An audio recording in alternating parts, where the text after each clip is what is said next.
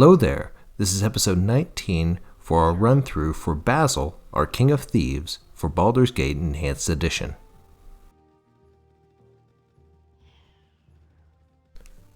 So now we're almost to Baldur's Gate proper, but we have one last little area that we want to check out for some good loot and some good experience. We're going to chat with three gentlemen here. These are fishermen, and this is right along the river that's just south of Baldur's Gate City. And these guys are complaining that there's not much fishing going on, and it's because they've pissed off a priestess of the bitch queen Umberlee. Umberlee is like she's like Poseidon, in the fact that she's very temperamental, she's very angry, and hence why she's nicknamed the bitch queen.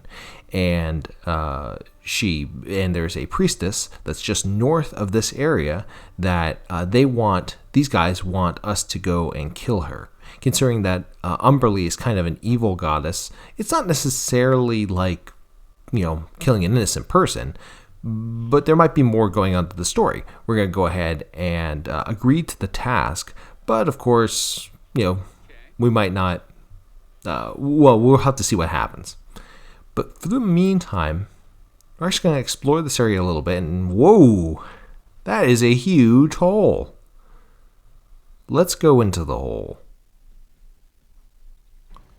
Okay, so right now what we're going to face off against are critters called ankegs. Ankegs are basically big bugs. I kind of found a good way to take these guys out was either just to let the party just whale them, or to have Minsk and Kagan do the tanking while Basil comes in with a backstab. Of course, in that situation it failed because he failed.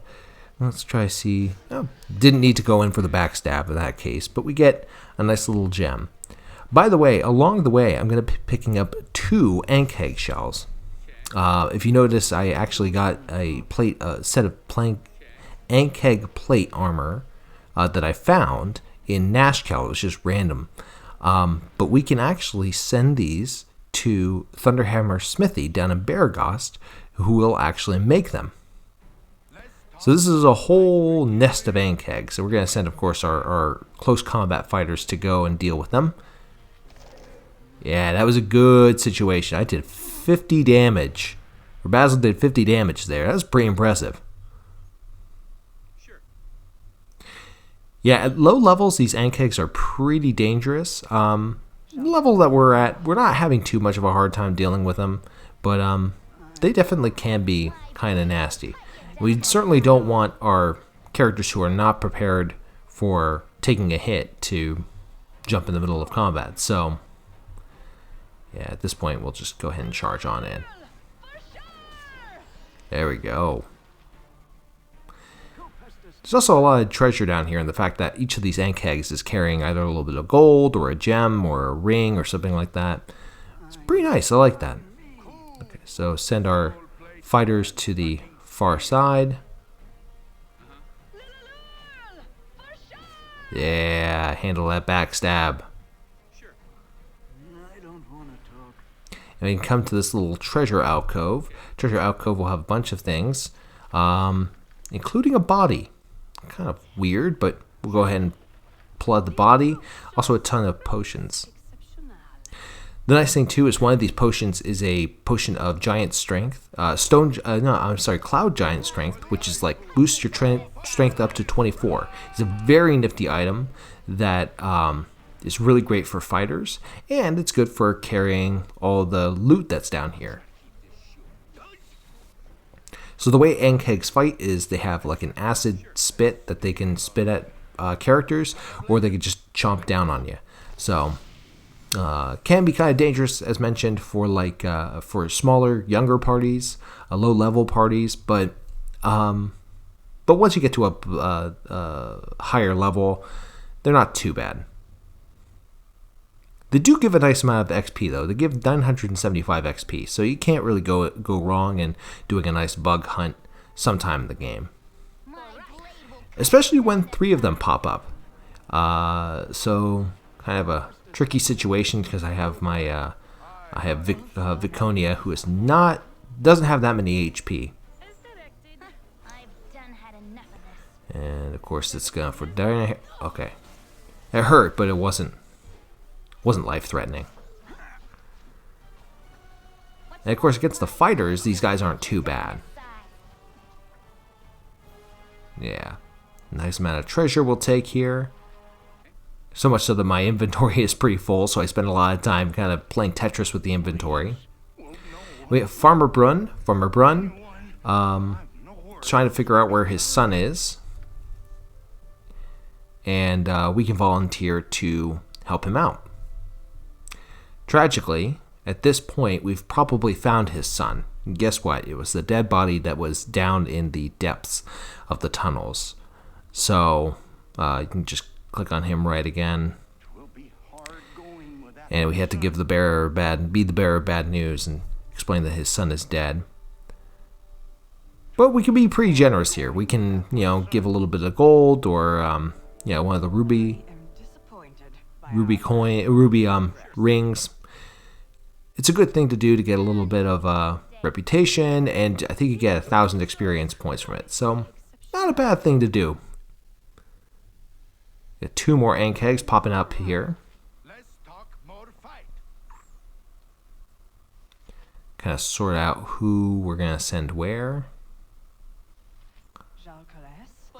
It's tough, too, to prepare exactly for the ant kegs because they hide underground. But they don't seem to have that many HP, so they can go down with a couple of swings.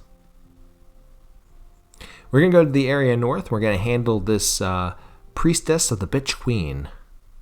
And she's going to be up north. The bridge, by the way, of course, is the bridge that will lead to Baldur's Gate. We will go there next time. We're going to chat with this lady here, Tanya. So Tanya basically says that, we can't be here, we're trespassing. And she asks what's going on. And we will say that we were sent, but we're hopefully just trying to get some information. Now, here's the thing. When we talk to her again, she will be hostile. Do not kill her. Do not kill her. There's no reason to kill her. Because if you end up killing her, you just get a little bit of XP or a little bit of gold, but you lose out on a lot of XP. So we're going to try to handle this, I wouldn't say peacefully, but we're going to try to handle this without killing her. And the best thing to do is just to do 1 or 2 hits of damage, and then she will back down. Now, she doesn't have that many HP, so you have to be very careful about this. She basically explains that the fisherman actually killed her mom. So we're literally working for the guys who, killed her mom. It's kind of a messed up thing, but we can at least, I wouldn't say get vengeance. They are holding a bowl of water elemental control. It doesn't actually do anything in-game, but it is a kind of trinket that we can acquire back. We're going to go north only because it gives us a nice avenue to get out of the area. And there's another ant keg. We kill it and we get Nestor's Dagger. It's one of these items that we can turn in for a quest. I'll need to figure out where that will be, but we hopefully can get a little gold out of that. So the best course of action is to head down south, back down to the fisherman's village. This time we're going to aim for going along the coastline for this first part, but okay, now we got this redhead lady here. This is Gerda. Gerda is a ranger in this area, and she talks to us about kind of the ant kegs and how they can be dangerous, but they can also be helpful for the farmers of the area. So, go kill, but don't kill too many of them. We may have disrupted that because we certainly killed more than 4. Here's 2 more. Not having Emwyn and Dynahair right there, that is dangerous. Let's take these 2 out though. Okay, I don't know if this is gonna hit. We'll see what happens. No, it's a miss. Yeah. There we go. Let's talk to Gerda again. She thought that we were honest. That's cute. I know, we do-gooders make you sick, but I like the discount. Now, full disclosure, when you deal with these guys, the first time you deal with them, you can just straight up kill them. You know, these guys are essentially evil. They, in fact, if you use Detect Evil on them, they will spark up as evil because they worship another god named Talos, and Talos is basically a storm god. And so if you end up killing these guys, you don't lose reputation. They're only 15 experience points a pop, but they will drop the bowl. And you could just go straight up north and turn in the bowl to Tenya and get the XP that way. This time we wanted to show you what the full quest looks like, but when I do other runs, I may just skip ahead. Before I go back north, we're going to go down to Baragost, and we're going to get we're going to turn in those Ankeg hides to Thunderhammer Smithy. This is certainly not essential, but it is a very nice piece of armor that you could pick up. And he offers 500 for doing it. Now you can just straight up say that you can sell the hide to him, or you can decide that you don't want to sell it right away. He offers to make you the plate. Now, when I first ran through this, I didn't quite remember how much money I had, but so I went ahead and I think I said something like that the offer is generous, but we can't really afford it right now.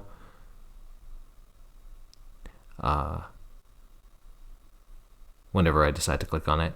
But you can, and I'll show this off a little bit in just a little bit, but what you can do is you can, I have 23,000, so I have more than enough to afford it.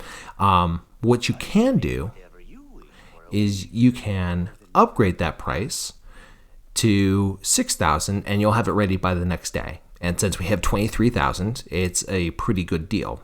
So let's go ahead.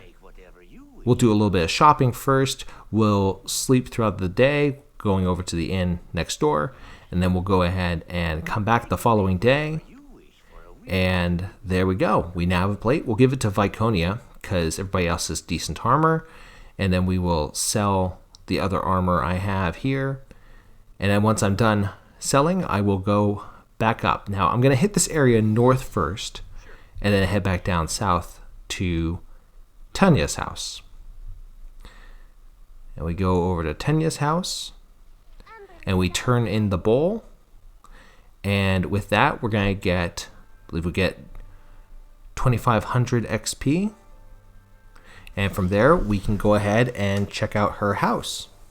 She's got a few items in the house, but ultimately, it's just, a few little doodads.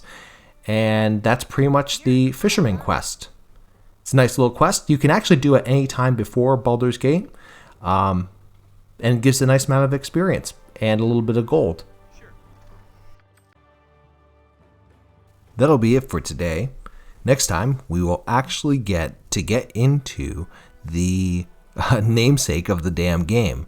So it's going to be a fantastic time. We'll do a nice tour of Baldur's Gate, and then we will get started on our adventure within Baldur's Gate.